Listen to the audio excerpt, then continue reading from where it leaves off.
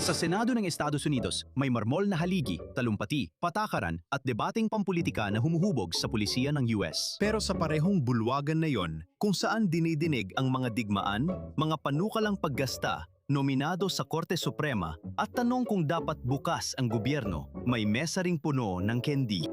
Ang candy desk ng Senado, siguro ang pinakatapat at di-political na institusyon sa Washington.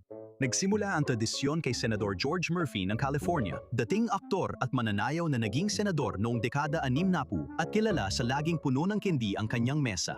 Mahilig sa matatamis si Murphy, kaya madalas dumaan ang ibang senador dahil malapit ang mesa niya sa isa sa mga pinakaabalang pasukan ng bulwagan at kumuha ng candy.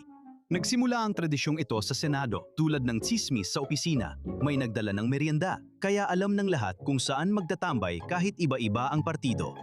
Umalis si Murphy sa Senado noong 1971 pero nanatili ang candy. Kalaunan, naging di-opisyal pero parang opisyal na tradisyon ang mesa ng candy.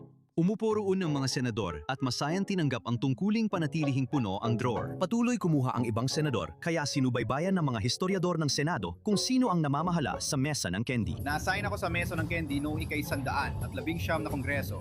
Si Todd Young ang nauna sa akin, taga-Indiana siya. Pero sino ba ang may candy mula sa Indiana? Hindi ko alam. Sa isang bahagi ng Senado, may isang mambabatas na may lahat ng karaniwang responsibilidad ng opisina. Bumoboto sila tungkol sa pambansang seguridad at dumadalo sila sa mga classified na briefing. Kinakatawan nila ang milyon-milyong tao At kailangang tiyakin na may makakakuha ng tsokolate mula sa kabilang dulo ng pasilyo sa gitna ng mga buto. Yan ang kapangyarihan.